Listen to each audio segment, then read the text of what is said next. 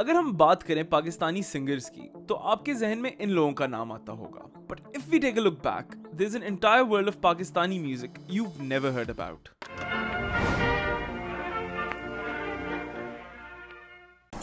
This is the story of Iqbal Bano, एक legendary Pakistani classical और गजल सिंगर जो अपनी आवाज और जज्बात से हर किसी को अपना दीवाना बना लेती थी। वो मेहदी हसन के साथ गजल की दुनिया की रानी समझी जाती थीं, लेकिन उनका मुकाम सिर्फ म्यूजिक तक महदूद नहीं था, बल्कि she was revered for her resistance work as well.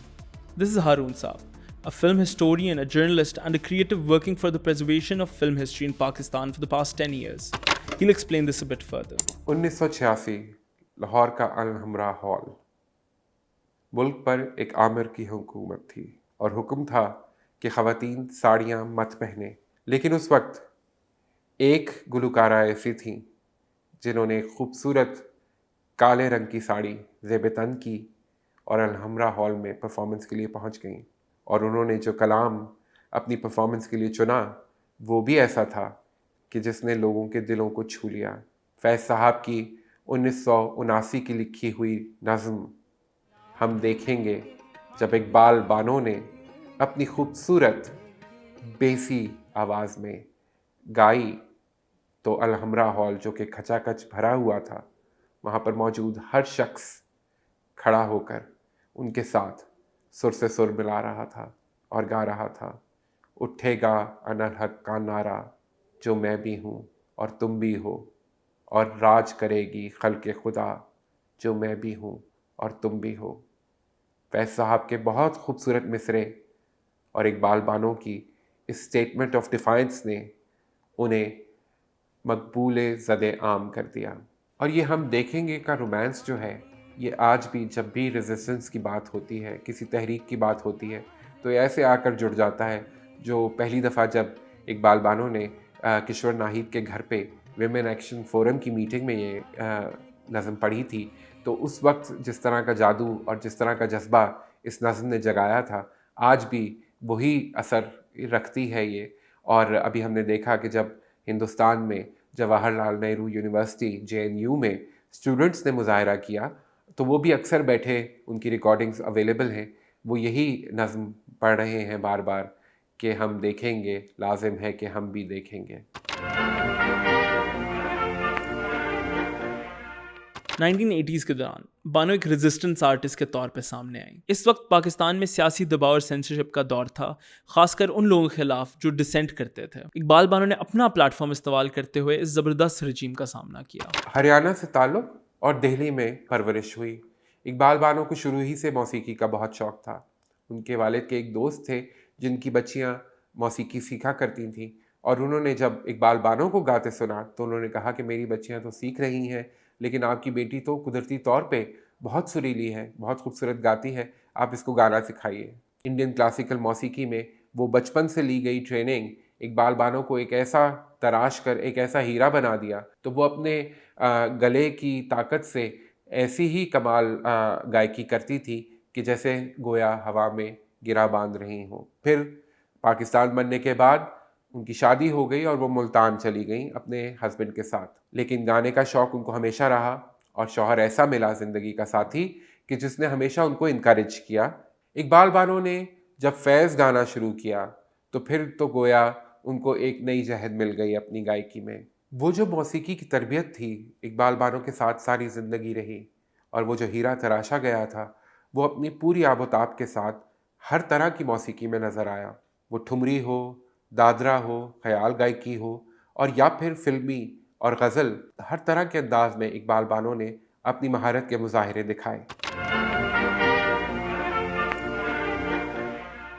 जब फिल्मी मौसीकी की बात आती है तो इकबाल बानो शुरू में इतनी कीन नहीं थी कि वो फिल्मों के लिए प्लेबैक सिंगिंग करें। इनफैक्ट उनको लगता था कि क्योंकि उनकी आवाज़ एक बेसी आवाज़ थी, भारी आवाज़ थी, और फिल्मों में उस वक्त बहुत पतली आवाज़ों का और नर्मो नाजुक आवाज़ों का दौर चल रहा था, तो उनको लगता था कि शायद उनकी आवाज़ फिल्मों के लिए प्लेबैक मौसीकी के लिए मौजू नहीं है।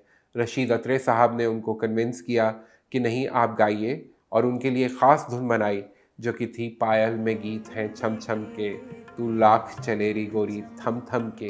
1960s तक इकबाल बानो ने अपने आप को पाकिस्तानी म्यूज़िक में एक मशहूर शख्सियत बना दिया।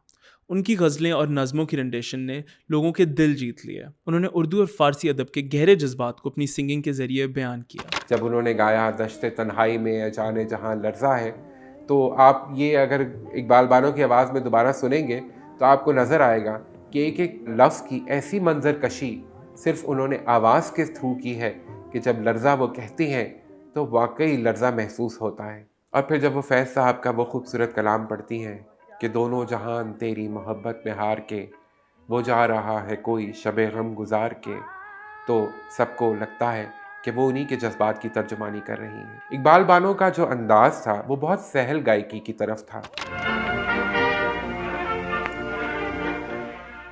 देखने सुनने वालों को तो लगता है कि बहुत आसानी से सहूलत से वो ऐसी ऐसी जगह ले लेती हैं अपनी गायकी में जो कि शायद एक अनट्रेंड सिंगर के लिए मुमकिन नहीं है। उन्होंने ऐसे ऐसे खूबसूरत पीसेस उर्दू शायरी में से निकाल कर गाए। और फिर इकबाल बानो की गायकी का एक खासा ये भी रहा कि वो हमेशा ऐसा कलाम चुनती जो कि फ़ौरन सुनने वालों के दिलों पे असर करता, और इसके लिए उन्होंने ऐसे ऐसे शोरा का इंतखाब किया जो शायद कम ही गाने वालों के हिस्से में आया हो।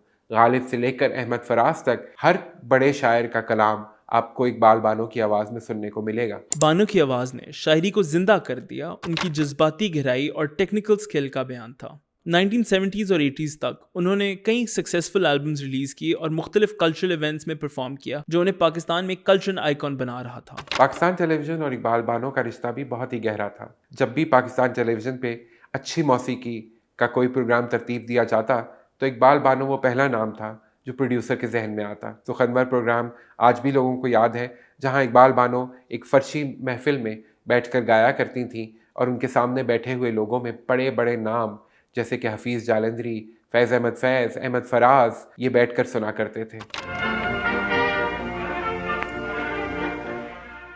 2009 में इकबाल बानो वफ़ात पा गई, लेकिन मुझे लगता है कि कई दिहाइयों तक उर्दू बोलने, सुनने और समझने वाले और उर्दू शायरी और मौसीकी से उनसियत रखने वाले इकबाल बानो को ना भुला पाएंगे, क्योंकि उन्होंने अपने पीछे एक ऐसा असासा छोड़ा है जो कि अच्छी मौसीकी सुनने वालों के लिए हमेशा एक सहारा रहता है। और जब भी अच्छी मौसीकी की बात होती है तो फिर आज के फ़नकार भी मजबूर हो जाते हैं कि इकबाल बानो ही की कोई चीज़ निकाल कर गाई जाए।